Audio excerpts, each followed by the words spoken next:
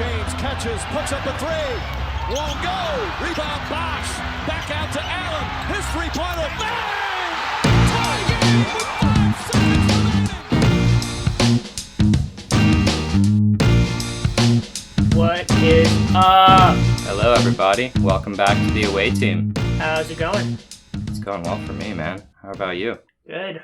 Cole here. Dimitri? And today we're going to be doing San Antonio and Sacramento. Yep, the Spurs and the Kings, the next two worst teams on our list. That'll be going to Orlando. Currently a hotbed in many ways. Yeah, I mean, hopefully it happens. We're not going to get too much into logistics of whether the NBA is going to be going or not. Right now, we're just going to continue as if they are. We're optimists, you know? Always look on the bright side. Always act as if nothing is going on around you. Put your hands over your ears and just pretend like everything's going to be okay. Yeah, you know, you're crucified to the cross and you're That's bobbing right. your head along. Yep, always look on the bright side of life, as they say. Before we get started, we started a Twitter. @AwayTeamPod. I've got a good tweet about Jack Nicholson. That's all I'll say about that. Yeah. We'll be sharing some content. We'll be, doing some fun memes as promised in the last episode. We also have a Reddit account, Away Team Pod, where we'll be posting any kind of graphs or anything that we make, any kind of analytics that we decide to do. So, follow us on all these platforms. Yeah. Without further ado, let's start with the Spurs, right? The San Antonio Spurs, one of the most storied franchises in recent history. This has been a very difficult season for them, so I think there's a lot to talk about, but they're still in it. There's still a possibility. Hopefully, they can make it. So, yeah, we're thinking we'll start talking about how did the prelude to their season begin. Yeah, let's start with postseason 2019. So they get knocked out by the Nuggets in the first round, but they gave it a good fight. Yeah, very good fight. 7-game series. They were the 7th seed last year. So they're heading into the offseason thinking, okay, we have a pretty good team, a lot of young guys, not a whole lot of pressing issues, I'd say. Yeah, I mean, they basically come into this season with almost the exact same roster. Yep. But people are already seeing the writing on the walls. Another year older for their stars who are already on the wrong side of 30, as they say. But at the same time, it's the Spurs. Yeah. So you want to just start with the draft? Sure. Yeah, so in the draft picks, Spurs had 3 draft picks, which if you were not paying attention, you may not have realized that because... Well, I'll get into this a little bit more later, but their rookies played a combined total of 119 minutes this season, the 3 that they drafted. So at number 17, they picked Luka Samanic, who has been playing for the Austin Spurs. At number 29, they picked Keldon Johnson. And at number 49, they picked Quinndary Weatherspoon. Excellent name. Yeah, and just real quick, before the draft, a couple draft predictions for Samanic. NBADraft.net had him going 29th. The Ringer had him going 31st, and Kevin O'Connor had him going 39th. And then for Keldon Johnson, NBADraft.net had him going 10th. The Ringer had him going 18th, and Kevin O'Connor had him going 37th. Which is pretty interesting because it seems like Keldon Johnson was the steal of the draft for them. Yeah. And he was taken with their second first-round draft pick. Right. Which, might I add, they only had because of the Kawhi Leonard trade. And one thing that I thought was pretty interesting is this is the first draft since the Kawhi Leonard draft that they have 2 first-round picks. Interesting. Problem with the Spurs is that you have to wait until you can see what their draft picks end up becoming. Because in the first year, they're going to put them through, essentially a hazing ritual where they make them play in the G League, see what they're made of, and see if they're actually worthy of joining such a hallowed organization. Oh yeah, it's such an old school approach to fostering of NBA youth, shall we say? And just Samanic looks like that was a pretty big stretch. Most sites had him going in the early second round. Clearly, they saw something that other teams weren't seeing in drafting him 19. Yeah, I mean they've been known to pick obscure Euro prospects and see what they can make of them. So far, Samanic hasn't seemed to prove, even in the G League, that he is much of a threat. From what I can tell, Keldon Johnson in limited minutes has shown some promise, but then again, in limited minutes, it's really hard to make any statements. In fact, I'm pretty sure Drew Eubanks, their two-way player who infamously, I think, started a fight or kicked someone in the balls in the summer league last summer, played like more minutes than these guys while basically just being what is a step below a journeyman? A G League journeyman? A wanderer? Yeah, a two-way wanderer. Aimless wanderer? A two-way wanderer. He wanders the back alleys of the NBA waiting for his yearly opportunity to make below the vet minimum and see what he can do. All right, let's move on. Like we said, not a whole lot going on for the Spurs this offseason. In free agency, they re-signed Rudy Gay to a 2-year, $30 million deal. I'd say that's pretty fair given his productivity and age. It's not bad. And then the big signing was the 4-year extension for Dejounte Murray at $64 million after not playing in 18-19. And if he comes back from his injury and is the defensive superstar, as well as the offensive threat that he has started to show himself to be this year, which we'll talk about later, that could be a steal. Yeah, and I think that's a natural segue into what our questions and expectations coming into the season were. Well, let's not forget in free agency about the Marcus Morris fiasco. Oh, right. Yes. How could I forget? Yes. So the Spurs also anticipated that they would get Marcus Morris, but as many of you may know, after verbally agreeing to join the Spurs, which forced the Spurs to release Davis Bertans, to create space. Marcus Morris reneged on his decision and joined the esteemed New York Knicks instead, and actually had a very good season with them. And Davis Bertans had a great season with the Wizards. Unfortunately, all that the Spurs got out of it was DeMar Carroll, who they sat on the bench for however many games before waiving him, and I'm not even sure what team he's on right now, but I'm pretty sure someone signed him. I'm not sure. I remember seeing him play, though. So yeah, but on to performance expectations. I mean, because the Spurs, a lot of the times, draft and free agency, it's going to be kind of a slow burn to see what comes of it because of just the way that the system is built. Popovich's system of building these like really cohesive teams can't really make any immediate predictions. Right. But what were their expectations for this season? What would you say? Yeah, I'd say, you're coming off of a 7th seed finish in the West last season, and in a lot of ways you're at a crossroads for the franchise. You have the older all-star veterans in LaMarcus Aldridge and DeMar DeRozan, and then you have this young cohort of promising players like Dejounte Murray, Derrick White, Lonnie Walker has some intrigue there. And then Jakob Poeltl and Bryn Forbes as well. Yeah. In terms of like these guys could be really solid role players for us at some point. Right. So for me, I think the big question going into the season was what sort of identity are we going to see with this team? Are we going to see a focus on getting veteran talent and going all in for a push now so that we could maybe get Greg Popovich one last championship? Or are we going to see them try to flip these veterans for some future draft picks, right? Yeah. My big question was at the beginning of the season was, will the playoff run, this historically long playoff run, which they are just on the cusp of beating, right? I can't remember which team has the longest one, but they're tied, right? With 22 consecutive seasons going to the playoffs or something like that. And if they had made it this year, or if they do make it this year, they will set the all-time record. But at the beginning of the year, according to 538, they only had a 15% chance of doing it. Yeah. So the odds were really stacked against them, even though they did it last year. But the, gargantuan shuffle in the Western Conference, the shift of power really changed a lot of things, with the Lakers becoming a serious threat to be in the higher seeds again, with the Clippers doing their thing and becoming a considerably more dangerous team to go up against, and just a lot of other teams competing for these 7th and 8th seeds that the Spurs have kind of been relying on as their entry into the playoffs while they're not exactly contending. And I think a big question beginning with the season was, can this DeMar DeRozan and LaMarcus Aldridge double mid-range threat that worked so well the previous year beyond all odds, would it continue, right? Right. Well, I think even last year, that tandem had its issues. Yeah.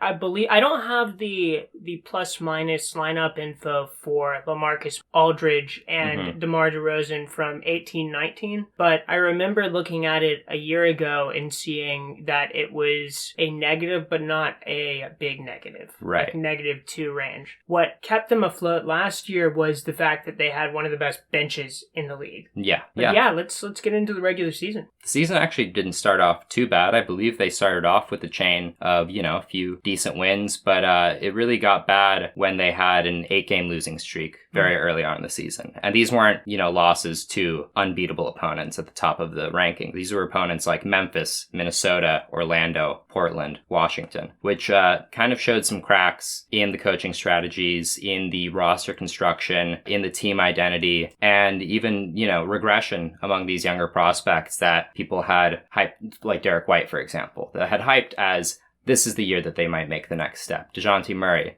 What was going wrong? Although this idea of regression amongst younger players was a point of discussion, it's actually, I think, better to phrase it as there was just a lack of the development that they needed from them. Because for the most part, Dejounte Murray, if you look at his numbers, because he's always been known as a strong defender, he became a better scorer on much better efficiency. Derrick White didn't play significantly worse or better than he did last year. Problem was, at some point, these players do need to make the jump, and they just haven't. I guess with the Spurs, you can't really talk about their season like you would with some of the better teams, where you're thinking about it in terms of sections of their season where they played very well or where they played very poorly. A lot of it was sort of the same general win percentage stretched out across 60-odd games, What I think's interesting with the Spurs is, like you said, looking at the development of different individual players on the roster. Right. So I guess that's the sort of discussion I thought we could have. Absolutely. The issue was you had Bryn Forbes, who regressed significantly. And then you had Pirtle, who regressed a little bit. You had Derrick White, who didn't make a big jump. You had Trey Lyles. With White, he didn't regress too much in terms of his counting stats.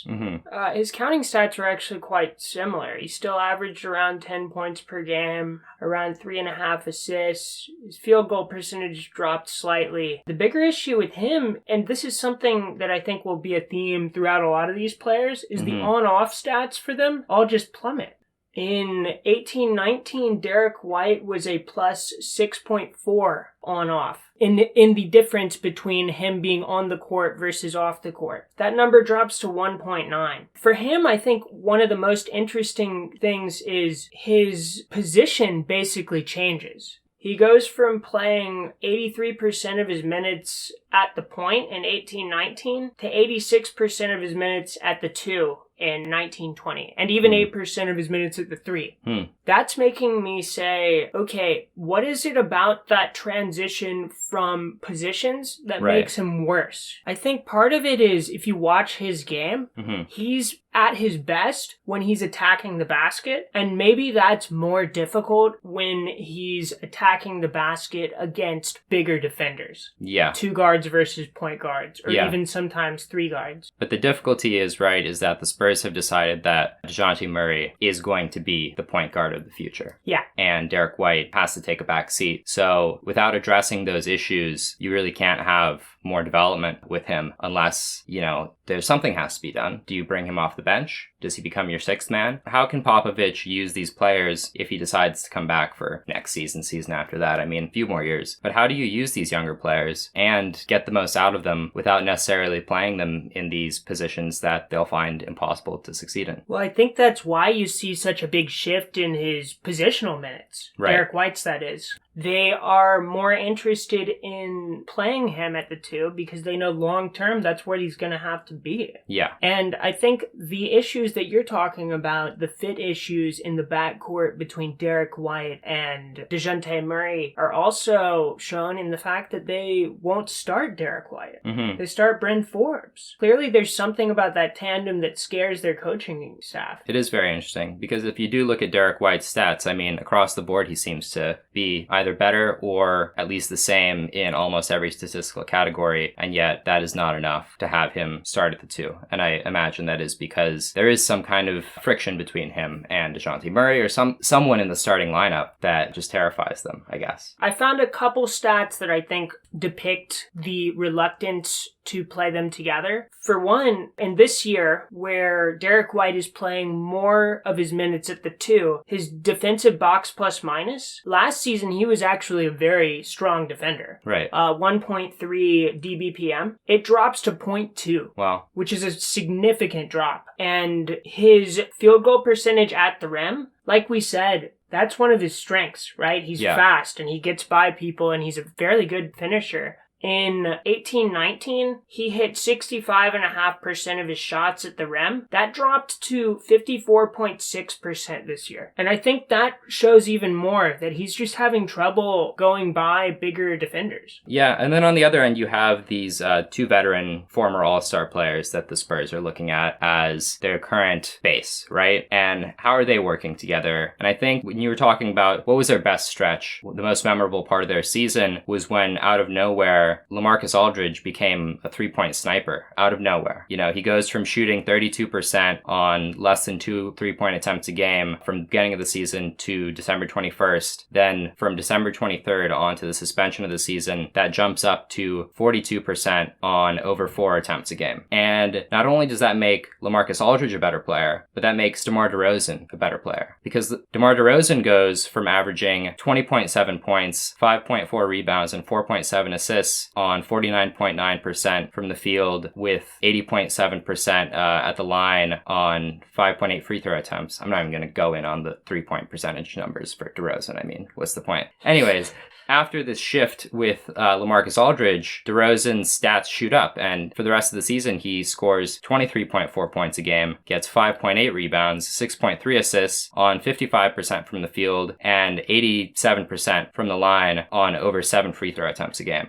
And he even has a historic run to be the first guard to ever post more than 20 points, 3 assists, and 50% shooting over 14 consecutive games from December 21st to January 19th, and averaged 26.6 points, 5.5 rebounds, and 6.1 assists a game on over 60% from the field and almost 90% from the line. The Spurs only went 7-7 in that stretch, but in that time they stole games from Milwaukee, where they won by 22 points against a Milwaukee team with Giannis, and they beat Boston by 15 points. And it's funny because it is kind of like the opposite of what Houston did with Westbrook in telling him, please stop trying to shoot threes and become a slasher. They told LaMarcus Aldridge, please start shooting threes so DeMar DeRozan can do what he's best at. And it actually worked. It did have their best sustained moment for the season. Yeah. I mean, I remember watching Spurs games, and usually with minor coaching changes like an uptick in 3 to 4 3-pointers shot per game, it's very difficult to notice it in the style of play. Yeah.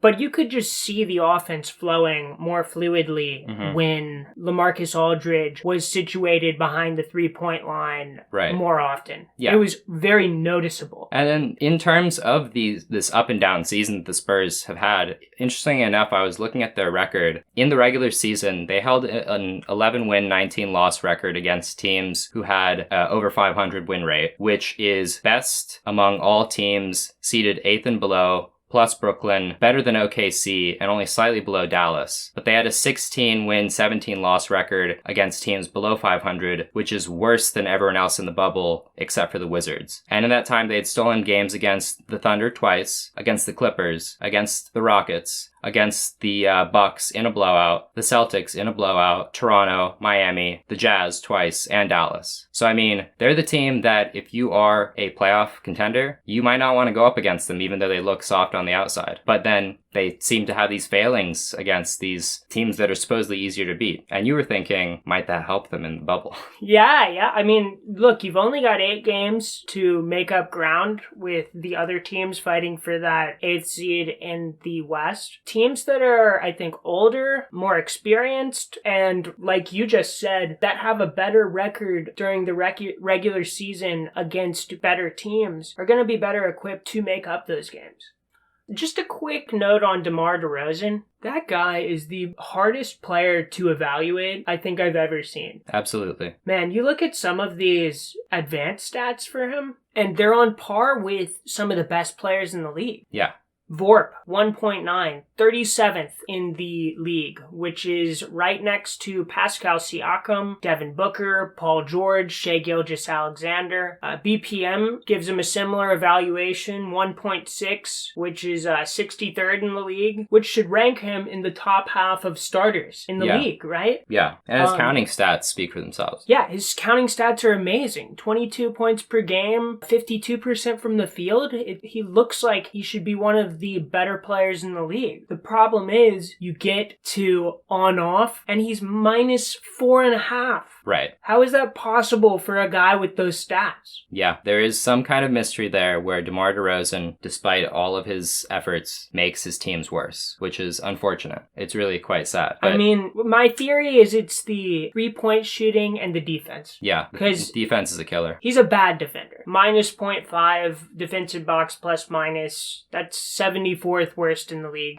Not as bad as some of the guys we talked about last week, Devin Booker and Bradley Beal. Sure. But it's not great. Not great at all. It is funny because DeRozan does show up in the worst five-man lineup in the Spurs history this season, which is Rudy Gay, DeMar DeRozan, Trey Lyles, Dejounte Murray, and Bryn Forbes. Minus 38.5 net rating over that time, which is horrifying. But he's also, get this, you just switch out Rudy Gay for Jakob Poeltl, and that lineup goes to a plus 22.7 net rating. Interesting. Mind-boggling. So we kind of touched on him earlier. Dejounte Murray. You know, I hadn't heard a lot about his season before researching for this pod, and I was surprised at how well he played. Mm-hmm. Offensively, he had a career season. His averages shot way up. Yeah, I mean, he got a jump shot. Yeah, it's if you look at his shooting percentages from different areas of the court, his averages went up in every single area except for the 3 to 10 range, which they went slightly down. That's really impressive. Like, that just doesn't happen. His 3-point shooting went up to 37.8%. That was always the big knock on him, is that he was never going to be a good 3-point shooter. And when you watch the tape for him, he not only was shooting better from three, there was no hesitation. Right. Right? He was catching and shooting immediately, which, you know, for guys that are bad and are hesitant, it stagnates your offense. So it's good to see him taking steps forward in that way too. And I mean, when we get to the bubble, when Chris Kyle, American Sniper, aka LaMarcus Aldridge, will be sitting out with injured shoulder or whatever, you're going to have that range, you know? You're going to need that threat on the outside of the field, and DeMar DeRozan's not going to give that to you. Nope. So how do you account for the Spurs' regression this year? Like we were talking about earlier, it's very difficult to say because if you look at the individual seasons for these players, no one's sticking out as having a particularly terrible season. There's some stagnation, but no one's playing horribly. What do you think about that? It's very difficult to say. It might come down to the opponents getting stronger around them while their star players get older and just marginally less effective on the court. It might come down to the fact that the team is losing its identity. Between the 26-year-old Bryn Forbes and the 30-year-old DeMar DeRozan, they don't have a single player in the age range between that. So they don't have a single player in their quote-unquote peak, right? And they don't really know what they're doing with the younger players yet. I mean, we have an idea of what they're doing, and we don't really know what they want to do with their older quote-unquote stars. So I think it's the question is it's a team in transition that is clawing for one last appearance in the playoffs before I think inevitably they have to rebuild. Nothing captures how in between identities they are than that stat. Yeah, I mean, I agree with you. It's gotta be, just like you said, they're in between identities, and all of the other teams in the West have set identities, you know? I think it puts them at a disadvantage. Yeah. Okay, so let's get into a little bit of NBA bubble talk. I mean, the big story, no LaMarcus Aldridge is going to be a killer. You're going to have Jakob Poeltl and Trey Lyles filling in some of those minutes, and that's just brutal. Yeah, no LaMarcus Aldridge is going to be killer for this team. I was thinking about who is going to take those 4-slot minutes. One of the ideas that I was thinking about is DeMar DeRozan playing 4. So this season he played 23% of his minutes at the 4. Unfortunately, in those minutes, the best lineups that they had were with LaMarcus Aldridge at the 5. That is very unfortunate. I know. 21 minutes for this lineup. LaMarcus Aldridge, DeMar DeRozan, Patty Mills, Bryn Forbes, Derek White. That lineup was plus 15.8. LaMarcus Aldridge, Marco Bellinelli, DeMar DeRozan, Patty Mills, and Derek White played 36 minutes. That lineup's plus 15. Interestingly enough, even though Bellinelli has had statistically a horrific season, he is involved in some of their better lineups. So the Bellinelli, Mills, and DeRozan lineup is plus 26, which is outstanding considering that one of those guys completely forgot how to play the game this year. Shooting below 40% from the field. I mean, really bad regression. Jesus Christ. I mean, Bellinelli's always going to show up and hit 3-pointers. That's his job. He's going to be a good spot-up guy. And he does come into a lot of their best lineups. Unfortunately, he's also a part of some of their poor lineups. One of the lineups I was looking at to test the DeMar DeRozan at the 4 theory is DeRozan, Pirtle, Mills, White, Bellinelli. Mm-hmm. That lineup's minus almost 18. Wow. Because you have to think...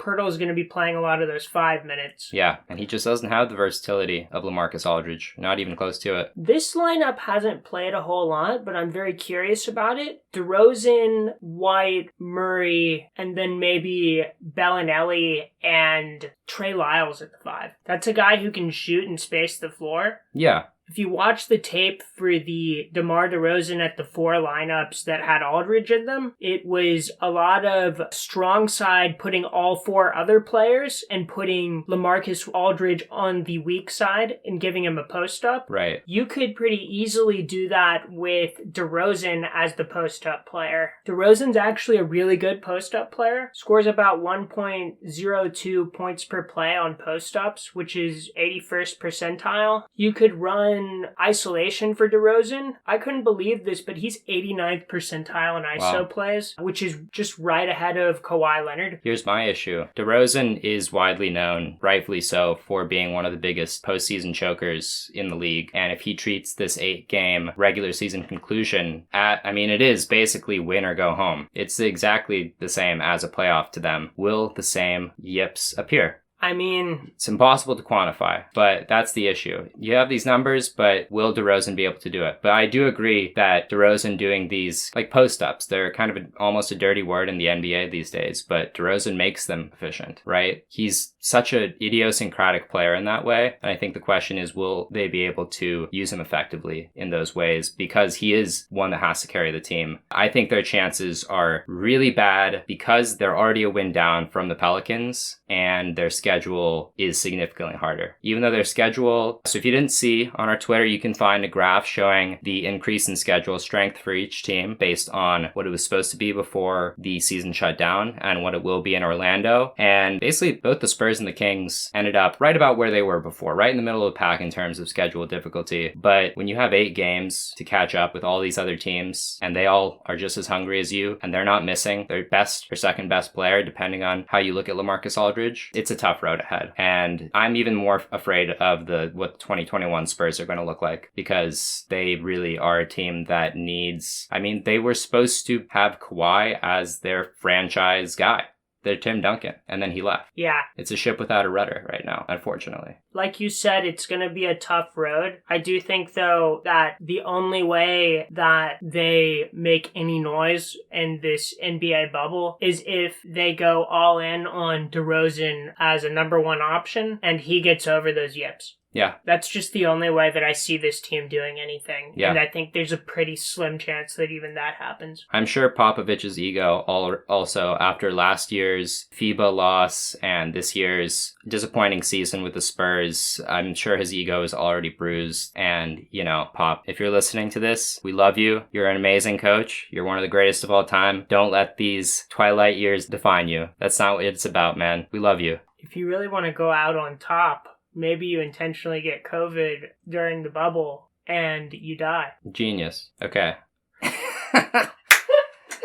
All right. So the San Antonio Spurs. Do we have anything else to say about them?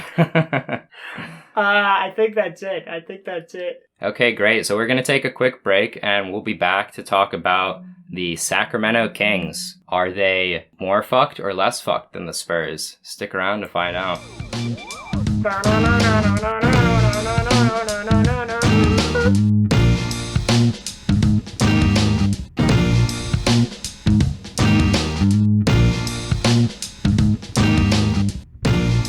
All right, guys, we're back to talk about the Sacramento Queens. Sacramento Queens.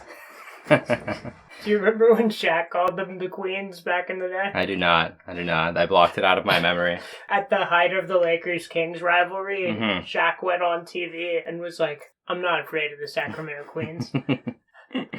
Another fun fact about the Kings, I think they're the longest existing franchise that has never won a championship in the NBA. Right, because they were the Royals before, right? Rochester Royals, yeah. Yep. I got that one right at trivia once. There you go. So, the venerable Sacramento Kings. Where do we start? How about their preseason last year? One of the biggest news stories for them was they take this guy, Dave Joerger, who you might have heard of, their head coach, who had led them to unexpectedly one of the best seasons in memory, the 9th seed. I mean, they were 9 games back from the 8th seed, but they were still the 9th seed, playing with a really interesting, innovative, high-pace schema. He's one of the best X's and O's coaches, according to many in the field, but he's a bit of a dickhead. So, Vlade Divac and the rest of the Kings administration said, fuck this guy, we're getting someone else. Yeah, just real fast. I found this quote. A month before he got fired, someone had asked him about Luka Doncic, and he said something like, I wish we had taken him. So he was also good at making draft picks, along with all the other things. But a bit of a dickhead. So when it came time to find another coach, the Kings did what all good organizations do, and they interviewed precisely one candidate, who you might know, is Luke Walton, whose crowning achievement as a full-time head coach, I'm putting an asterisk because that Golden State Warriors run does not count. Interim head coach does not count. Sadly not. But his crowning achievement was taking a 35-win Laker team led by rookie Lonzo Ball, sophomore Brandon Ingram, along with their creepy 24-year-old uncle Kentavious Caldwell-Pope, and featuring in its roster a further 5 rookies, including our good friend Kyle Kuzma, and 3 sophomores, adding LeBron James the following season and making the team something to be feared. And then they won 37 games in the next season. And he was fired. But then he was picked up by the Kings. Overall record of 98 and 148 in 3 seasons with the Lakers. Not great. But you know what? You learn to make do. No, you know what that says, Dimitri? It says, this is our guy and we're not interviewing anyone else. I mean, listen, sometimes you got to pick something with your gut, and sometimes Luke Walton is what your gut really wants. Sometimes you really want a burrito at 4 a.m. Sometimes you want Luke Walton to coach your team after having an extremely successful season under an innovative coach. But let's not get besides the point. Their preseason was not simply firing Dave Joerger. They also had a draft pick and picked up some other rookies. Ironically, they did have the number 14th pick in the draft, but it was traded to Boston 10 years prior, which ended up being Romeo Langford.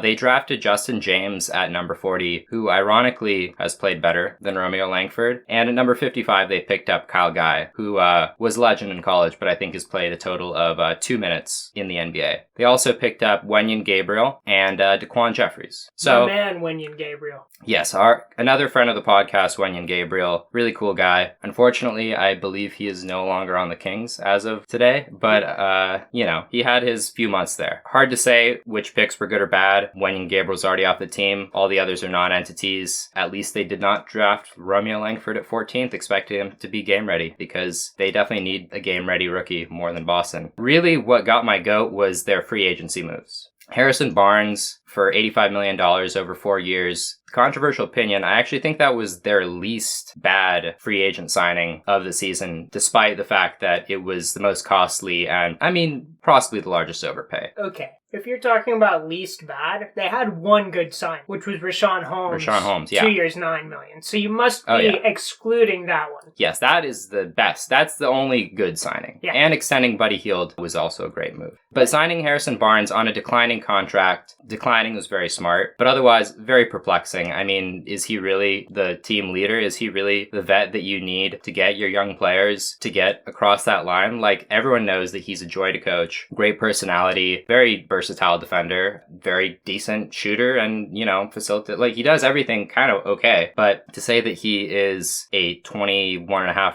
million a year guy is a lot. It's a bit of a stretch. But he did provide needed depth as, you know, an oversized wing on a team that lacked anyone suitable for that position. Yeah. So I kind of understand it. Corey Joseph for 3 years for $37 million is bizarre, because who would spend $12.5 million a year on a bench guard whose signature strength is his slightly above average defense, I guess? I don't really know what you would say. I looked at the other guards that were signed in free agency last summer. Derrick Rose, $7.5 million a year. TJ McConnell, $3.5 million a year. Alex Caruso, $2.75 million a year. All play backup guard, all better than Corey Joseph, all make a fraction. I think if you combine their salaries, you would be around Corey Joseph. And then Dwayne Dedmon, $40 million over 3 years. Perplexing. I mean, this guy is going to be 32 at the end of his contract. He had a decent year for the Hawks, shooting for a bad team. Yeah, but he's got the old man energy. I mean, the guy looks like he's 38 years old. That's intimidating.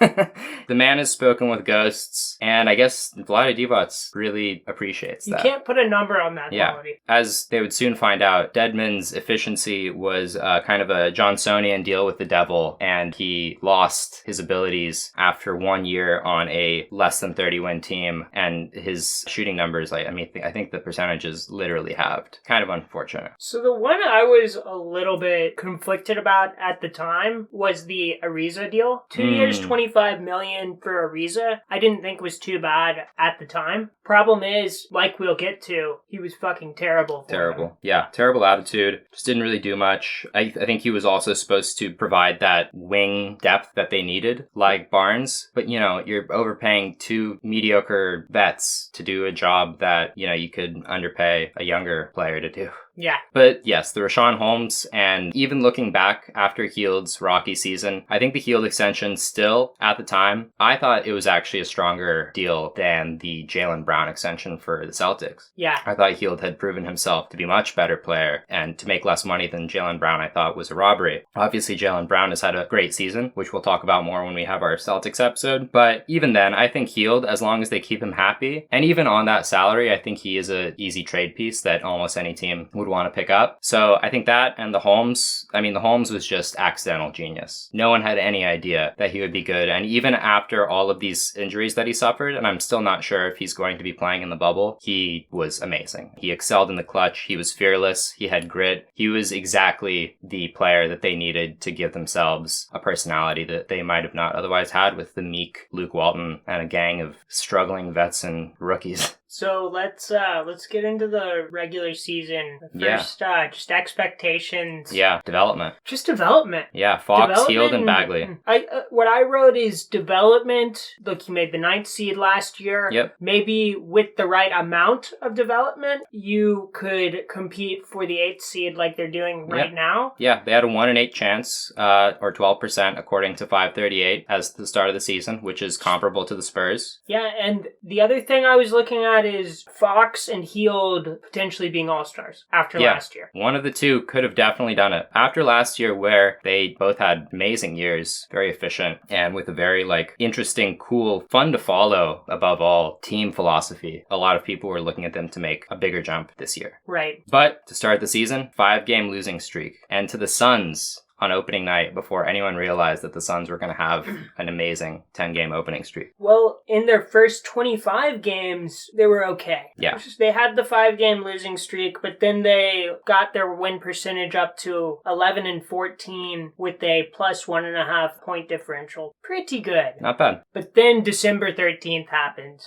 December 13th to January 22nd, they go 4 and 16. Hideous. That's worst team in the league caliber of play.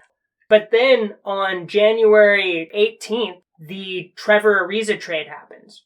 They pick up Kent Bazemore for Trevor Ariza and 2 second-round picks from Portland. Ariza was terrible for them. He played 25 minutes per game, scored 6 points per game on 38.8 field goal and 35.2 3-point field goal percentage. Yeah, basically, I'm sure that Luke Walton printed those stats out and wrote "See Me After Class" on them and handed them to him every single night. And it's particularly problematic for them because they're fairly weak at the 3 guard. Yeah, exactly. Bazemore comes in, who was terrible with Portland, shot 34.7% from the field and 32.7% from 3, and just ignites with the Kings. He shoots 42.6% from the field and 38.6% from 3, has a plus 6.7 on-off. He just makes lineup transitions really smooth for them. You know, you can put him in at the 2. He can play next to Bogdanovich. You can put him in at the 3. He can play next to Hield or flip those around.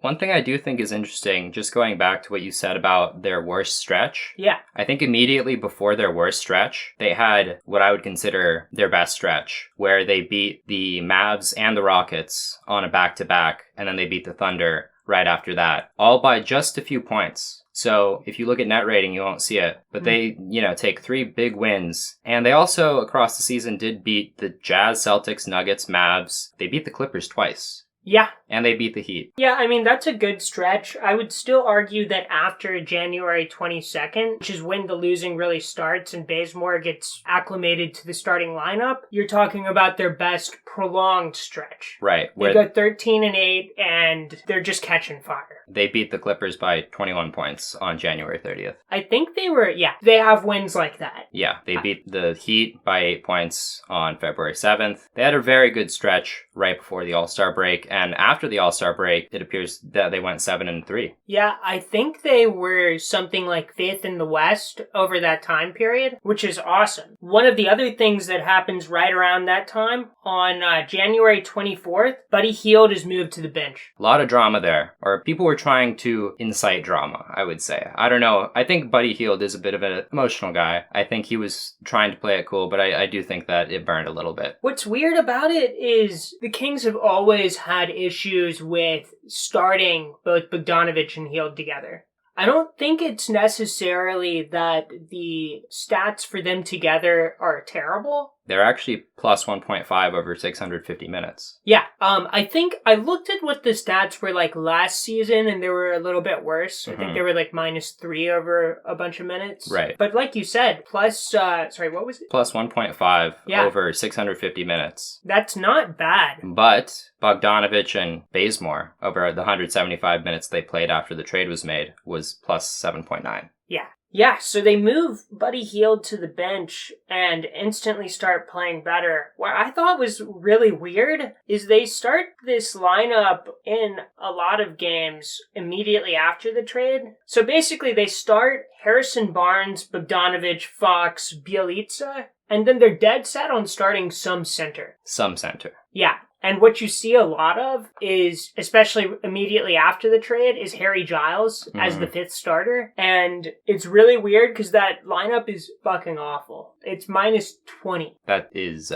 scary. And 142 minutes together. Because theoretically, aside from Harry Giles, that sounds like a pretty winning combination. Yeah. So they have this issue of who is going to be that 5th starter, and they're dead set on it being a center, which I want to get into that a little bit more later. But for now, they want this center. So then on February 5th, they trade Dwayne Dedmon, who was having a very miserable existence. Miserable. And as a reminder, Richaun Holmes was unfortunately not available to play at this entire time, or there wouldn't have been an issue at all, really. Yeah, for sure. For sure. That's important to note. So they trade Dedmon to the Hawks with 2 second-round picks for Alex Len and Jabari Parker, which is a pretty good return for them. This is actually kind of a funny take that I have. So their offseason was really bad GMing to sign Dedmon and Ariza to these horrible contracts, but it was actually pretty amazing GMing to get rid of them and get some return.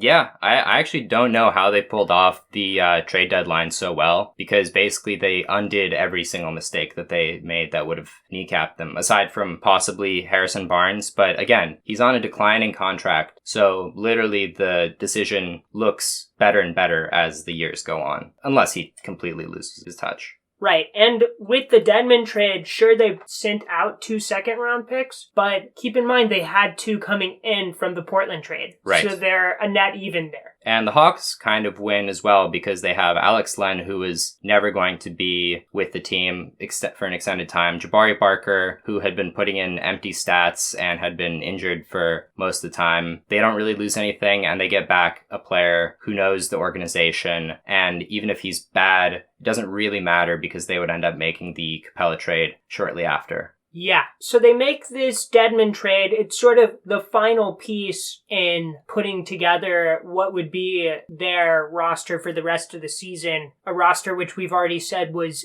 really awesome the rest of the season. Yes. I guess we can segue now into thoughts looking back on the season / NBA bubble takes. How good is this team going to be coming to the NBA? Yeah. I would just say that they were so hot ending the season. I wonder if that will translate at all into any sort of identity going into the COVID bubble. What do you think about that? Well, I think if you talk about identity, you have to talk about the elephant in the room, and that's taking the identity that Yerger gave them and comparing that to the identity that Walton has given them, which is basically he flipped the team on its head in terms of taking them from the 5th fastest team in terms of pace to the 25th fastest and turning them into a half-court team. It's funny because a lot of people have lamented this change, and people have been saying, oh, Fox, hasn't been making the same jump that he made last year. But, I mean, actually, if you look at it, he has been having a pretty good year. Aside from, various injury woes, he's improved his counting stats. Aside from his three-point efficiency, which has been horrendous, I should say, his overall efficiency has been solid. He's basically playing about as well as you can hope for. I was actually looking at his play type, and it's funny because you imagine that with the narrative last year that De'Aaron Fox would be like this transition god, right? He was actually in the 35th percentile in terms of transition efficiency last year. Really? Yes, but he was using it 28% of the time. Under Luke Walton, his transition frequency is 21% of the time on much higher efficiency. He's scoring 0.14 more points per possession on transition plays, which nets him in the mid-60s in terms of percentile. But because he's doing it less, he's scoring the exact same amount of points per game off of transition buckets. Meanwhile, his isolation scoring has skyrocketed because he's kept it at the same frequency while becoming more efficient. As a pick and roll ball handler, he stayed more or less the same. The difference that Luke Walton has had on Fox's play is turning him into more of a spot up shooter. The problem is that with increased volume, De'Aaron Fox's spot up shooting has gotten significantly worse. And I think that can contribute to the lowering of his three-point efficiency and some of the other issues that we've seen. I mean, it's just not his strength. I'm really not that worried about his dip in three-point shooting. Mm-hmm. The guy dealt with ankle injuries all year. Yeah, he's had so many injuries. I don't think he was ever at full strength. And I was looking at his stats. The guy shot 14% on corner threes. That's insane. That just seems like the sort of thing that would be an outlier in the scheme of his career. That just doesn't happen. So I'm just not that worried about that. Yeah. I think he had a pretty good year. When the shooting dips back up, he's going to be amazing. I do think that they do need to use him more in transition. I mean, his strongest basketball trait, essentially, is speed. Yeah. And if you're not using him in transition, especially once he's demonstrated that he can be very efficient in transition, I think you're kind of wasting one of his greatest talents. Right. So I think they should consider that. So that's what I have to say about De'Aaron Fox. I still think he has a very promising future. I just hope that they figure out a way to use him more efficiently. I think we should also talk a bit about Bjelica, because I think he was an unexpected bright spot for them this season. He was so good. So good. I mean, he shot over 40% on 4.5 three-point attempts a game, 6.4 rebounds, and he almost averaged 3 assists a game, which is very surprising for the position that he played for the team. And I know some people who watch Kings games or people who have league passes will remember that insanely clutch 4-point play he had that tied the game against the Pelicans and sent into overtime. I mean, that was one of the most amazing plays of the season. So I think Bjelica is going to be a very important part of their future. So to prep for this, I watched the highlights from Spurs Kings and the Bjelica highlights from that game. The guy's making passes like Draymond Green style. I'm setting a pick. You pass it to the roll man, and the roll man passes cross court and hits a guy in the corner with like a full zip pass, like really hard. Wow. The guy is such a good player, and they're opening up his game, and it's just amazing. You know? Yeah, I think there might be a Moneyball thing to be said for Bjelica. I think he's very undervalued in terms of players in the league, very underrated, and really strong. My other concern in terms of their roster is Marvin Bagley. Yeah, just to touch on him really fast. Where is he? He played 13 games. He's a big man who's suffered from a foot injury, and it's his second year in the league. I just want to say that scares the shit out of me. If I was a Kings fan, I would be really, really, really concerned about that. Yeah. So I know he's injured, and I want to cut him a break because of the injury, but you do have to be worried. I mean, I looked at his percentages from 18-19 for certain play types next to his percentages in the 13 games that he played in 19-20. Post-up field goal percentage. The guy's got feet like a ballerina. He should be owning that area. Mm-hmm. He shot 25% this year, down from 43% in 18-19. Catch and shoot field goals. One of his big strengths was you're going to be able to pass it to him at 15 feet and he's going to knock down a jumper. He shot 26.3% this year compared to 37.7% last year. Drive field goals. He's actually really good at driving if he gets the ball at the top of the arc with a big man guarding him. His drive field goal percentage was 28% this year, down from 40.8% last year. The stats for last year were really promising. They spoke of a player that, if that was the foundation, could become really good. Yeah. I'm just not so sure with these stats, you know? I'm just afraid that he might be a Greg Oden. Just a very promising big man. Showed flashes early in his career. But these injuries, I mean, they're so vague with it. And they're taking him out for such long stretches that it's very difficult to see how it goes in the future. And I think this is a good segue into how are they going to perform in the bubble, because you have this team, and to be fair, they've suffered their set of injuries and setbacks throughout the year. Some of their best players, De'Aaron Fox, Rashawn Holmes, have been injured severely in parts of the year. If you look at a bubble chart of their lineups, it looks like they're just throwing stuff at the wall, you know? They don't really have a set team identity that they feel confident putting out for long stretches of time. That's what worries me, because you have these other teams around them, like, for all their setbacks this year, for example, the Blazers have a team identity. And I think that's kind of what unites the Spurs and the Kings. Even though the Kings have, I think, a more promising set of young players, I think these are both teams that are looking for ways to build an identity, and they're currently in this weird angsty teenager stage where it's just hard to control and hard to make any measurable progress. Yeah, hey, I'm totally with you. Since they have such an undefined identity, let's quickly, just to wrap things up, play a quick game where we try to define them. I think that'll be kind of fun. I was thinking hard about what would the Kings' best lineup be, right? Right. And my thought process was, okay, for your best lineup, you want to have your best guys out there, right? So... Right. Harrison Barnes, Buddy Hield, De'Aaron Fox, and Bojan Bogdanovic are locks for a 5-man lineup that's going to be the best lineup for the Kings, right? Assuming that Bogdanovic is not given a huge sack of money that the Kings aren't willing to match in this offseason. Right. Well, we're talking about the bubble. So. Yes. Yeah. Who's the fifth person? That's the interesting question to me. Right. I came up with 3 possible scenarios that I thought were interesting answers to the question. First, Bjelica at the 5. Bjelica at the 5, Barnes at the 4, and then the 3 guards. Mm-hmm. That lineup is minus 0.5 in 62 minutes. So unfortunate. It's really not that bad, though. It's not bad. It's a small sample size, and it's not that low in the negatives. I'd be interested to see what kind of teams they're playing with that lineup as well. I know, right? You would expect that lineup to have gotten more play. Yeah. You know? So the other lineup I looked at was Rashawn Holmes at the 5. basically the same thing except for Holmes is in there. That's plus 15 in 28 minutes. And then the last one I looked at was Barnes at the 5. Interesting. With Bazemore at the 4.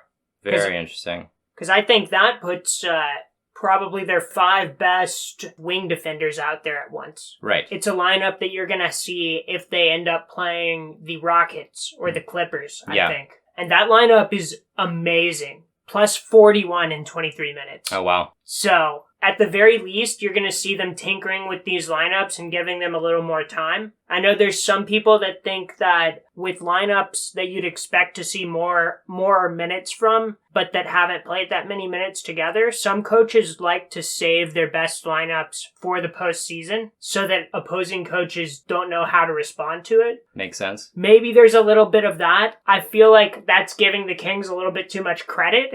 It could be. It could be. Know? Yes, they could just have lucked into it. I think, it is weird that the Bielitsa lineup would be so mediocre. But I think he might just be the definition of just this perfect, bench energy guy, scoring buckets from an unexpected part of the court, basically. Well, you'd expect that one to be good, if only just because it's the lineup with the most shooting. Everyone on the court there is a plus 3-point shooter, except for arguably De'Aaron Fox. Yes. But you're having him run the point. Exactly. And he can do so many different things using his speed, cutting through into the paint, all these kinds of various maneuvers that will open up the court for everyone else too. Right. And with that much space, you'd imagine it would translate to a really potent offense. I guess it's probably the defensive numbers that are holding them back there. And I will say, just in terms of a summary of their season, just watching so many Kings games that went down to the final seconds, please, and I say this with love in my heart for Harrison Barnes, please stop giving Harrison Barnes the ball for hero shots, because it's not what he's built for. This is not the 2017 Mavericks. No. You need to give it to Buddy Hield or Bielitsa or Bogdan, whoever, but Harrison Barnes has just shown over and over again that even if he is a fucking stand-up guy, he's not going to be your clutch king, unfortunately. And, we'll see what happens in the bubble.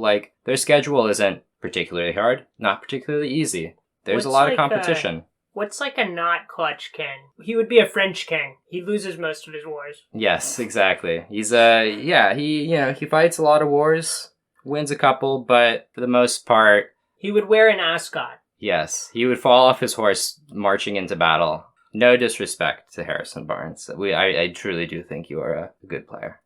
I think that's about everything I've got. Yeah, I just think that, I know I haven't said this about any other team, I've been giving them the benefit of the doubt, but I don't see the Kings making it even into the play-in tournament, just because of this, lack of identity, this issue with injuries. Even though they were on a positive trajectory, I just don't see, with all of the other teams, and especially with the Pelicans and their Charmin soft schedule, it is really, really, really easy schedule. I don't think they have what it takes to make it into the playoffs this year. It really depends on their offseason moves, what they do. Do they continue making trades? How are they going to draft? There's all these questions that have yet to be answered about how the team is going to continue to be built. And this is a team that's suffered a lot in the last 20 years. They have a lot of promise. De'Aaron Fox is a great player. Buddy Hield is a great player. Marvin Bagley, if he's not injured, is a great player. Rashawn Holmes, diamond in the rough. Very interesting team that has not done much interesting this year so far. Yeah, that's a good way to sum them up. Although I will say, this is the most backhanded compliment I've ever given, but they're the most interesting team of the really shitty teams that we've talked about so far. They're the first team that we've talked about where I think they actually have a chance to move up. Yeah. Or to get into the play-in tournament, that is. You think so? Yeah, just based on how well they started playing. Yeah. They were playing like a 5th seed in the last month of the season. So yeah. After having such bad stretches through the year, which I think when we get to the Pelicans, we'll also talk about that. The fact that they're even in contention to get the 9th seed or the 8th seed is a testament to the abilities of the players and the abilities of, perhaps even Luke Walton deserves some credit. All right, let's close this shit down. Yeah, we're shutting this shit up. You don't have to go home, but you can't stay here. Check out @AwayTeamPod on Twitter. Check us out on Reddit if you are a epic Redditor. Check us out on Twitter. I will be apologizing later for the Sacramento Queens comment. So stay tuned for that. And yeah, away team out. Away team out.